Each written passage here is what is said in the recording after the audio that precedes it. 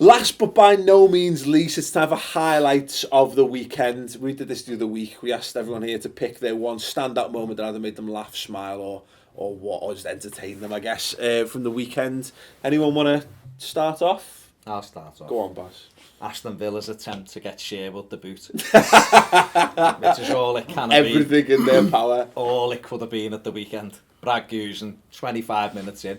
This is going all right here. Slide rule pass. Tim's got the Al Gillett on there, living the dream. I'll just knacker Lescott up, smashes the ball at Lescott, can't control it, and Chelsea are 1-up. Yeah. Come back into the game a little bit, and Alan Hutton thinks, back here for the second goal. The second goal, to be fair, was spawny as anything, but no, you're under the cosh. You need a result. You don't need Brad Guzan. You don't need to be Guzaned off. Guzaned off. Or Hutton. Or Hutton. For that matter. Yeah, just players trying to get managers to sack. Aston Villa. Unlucky. Tim's gone. Go ahead, Robbie. What was yours? Highlight of the weekend, I think it's got to be Newcastle. I mean, they're under the cosh, bottom of the league. Barry's favourite team. If you haven't watched the show before, Barry's favourite team in the Premier League. I know he likes to hate on Newcastle. That massive club, Newcastle. But, you've got to say, what a response. 6-2. Yeah. And, and you know what? I remember when we played Newcastle, I was impressed with him. He looks a player. Yeah. He definitely, and that Mitrovic as well. Looks a very decent. If they can keep him on the pitch, he's got That's such a great question, Ira. Sorry, I wish I knew the answer to that. Was he Dutch player of the year? Ronaldo was. Yeah. He's a top player, and Mitrovic as well. Proper player, Mitrovic. Very. If you can keep him on the pitch, I remember when we played Anderlecht last year. Some of the Anderlecht fans, they told me at the time, this guy's crazy. But I thought that was, for a team that's like, you're under the cosh, you're right under, to win 6-2. And then they got, of course, next week, the derby against Sunderland. Yeah, I mean, that should be some game. But, they've got to give it to him. What a response. I just want to make a point about that game, Robbie, because I was watching it at home. Yeah, Robbie. No, I'm watching it at home, and I'm like watching the build-up, and they're saying, Super Sunday, McLaren, is under pressure, blah, blah, blah. And I'm sitting at home thinking, like, no matter how much the commentators try and sex this up, there's nothing super about Newcastle versus Norwich on a Sunday afternoon. Famous last word. Yeah, but you know what? The only reason I haven't turned it over is because I've lost the remote down the city and I can't be asked to move because I'm hungover.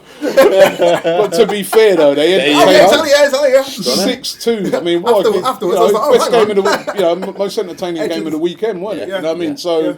To be fair, yes, you can say that, which, I can't hear where you're coming from, but what a performance by them. And, Agreed.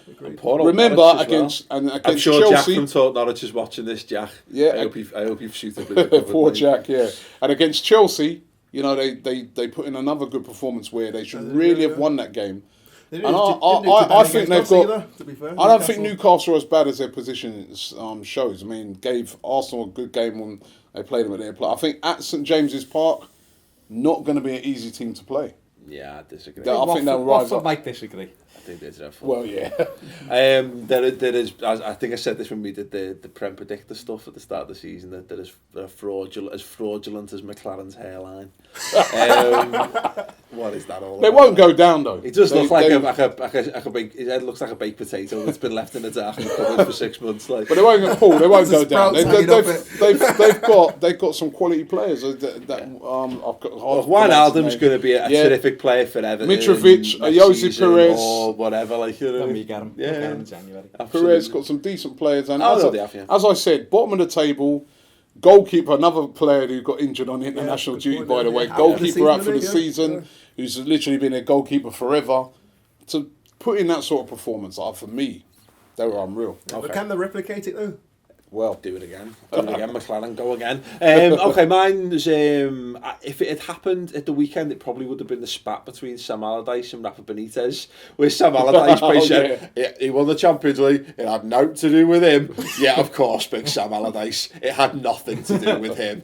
That's defo what happened. Rafa Benitez came back and asked, what has he ever won? It was basically, has anyone heard of Sam Allardyce? Does anyone even know who he is? Yeah, this is the guy who touted himself for the Madrid job, and everyone went, I'm the best manager in the world, he said that. Yeah, so if that had been at the weekend, I definitely would have gone with that. You know what? But before, I don't know if you're going to say this as your highlight of the weekend, but on that Big Sam thing, him moaning about the way they concede that goal from Berahino, right? Where he used to send his, well, not used to, sends his players out to rough up keepers to do that sort of thing, and then he's moaning about it when it happens to his keeper. Exactly. That's just, but yeah, it'd be interesting when he makes a January move for Kev Nolan to come in and stand up goalkeepers. He's available. Has he not been signed by anyone? Been training with Orient, so he's waiting for Sam to get his next job. Well, there you go. Kev, if you're watching, long time no see.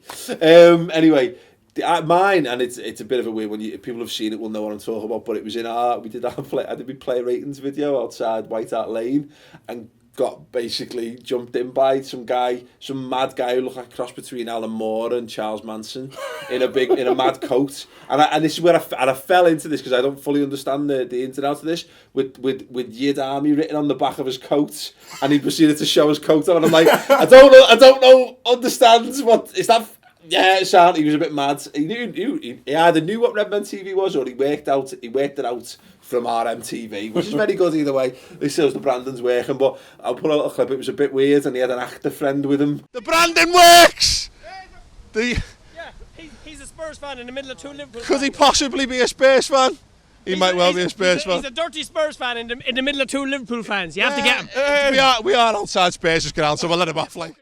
I just want to talk about world affairs and the state of the yen, which is extraordinarily troubling to me. No, it's not. Is it not? You're Sarah Shites. No. Are we live? We are. We are absolutely live. What? Okay, so let's musical number because I'm an actor.